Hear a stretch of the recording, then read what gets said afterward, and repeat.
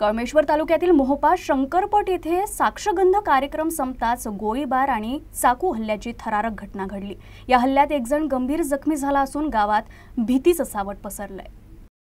मिळालेल्या माहितीनुसार देवा एकनाथ या हल्लेखोरानं बाल्या हिरामन गुजर यांच्यावर गोळीबार करून चाकूनं हल्ला केला। या हल्ल्यात बाल्या गुजर गंभीर जखमी झाले असून इतर 3 ते 4 जण जखमी झाल्याचं समोर आलंय। जखमी बाल्या हिरामन गुजर यांना तातडीनं नागपुरातल्या शासकीय रुग्णालयात हलवण्यात आलं, तर हितेश बनसोड यांनी अँब्युलन्सद्वारे मॅक्स हॉस्पिटलमध्ये जखमींना दाखल केलं।